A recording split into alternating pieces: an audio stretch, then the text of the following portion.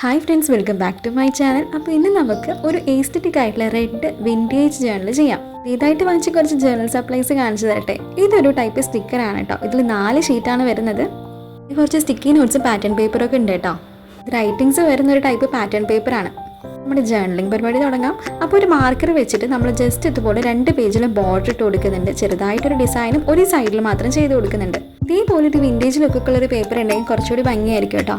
ഇതുപോലെ നമ്മളൊന്ന് കീറി എടുത്തിട്ട് ഓർഡറിൽ ഒന്ന് ഒട്ടിച്ചു കൊടുക്കുക. പേപ്പർ ഞാൻ എടുത്തത് എൻ്റെ പഴയ ഒരു ബുക്കിൽ നിന്നാണ്.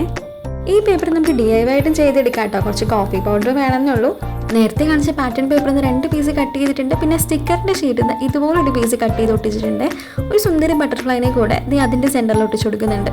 ഒരു വാഷ് ടേപ്പ് ഒട്ടിച്ചു കൊടുക്കുന്നുണ്ട്. ഇത് എൻ്റെ കയ്യിലൊരു വെറൈറ്റി വാഷ് ടേപ്പാണ് കേട്ടോ. ഇതിൻ്റെ പേര് അറിയുന്നവരൊന്ന് കമൻറ്റ് ചെയ്യണേ. കവായി തീമിലുള്ളൊന്നും യൂസ് ചെയ്തിട്ടില്ല കേട്ടോ. നമ്മളൊരു വിൻറ്റേജ് മോഡലാണല്ലോ. ഇനി കുറച്ച് കോഡ്സ് ഒക്കെ എഴുതി കൊടുക്കുക. അപ്പോൾ ഇതാണ് ഫൈനൽ ലുക്ക്.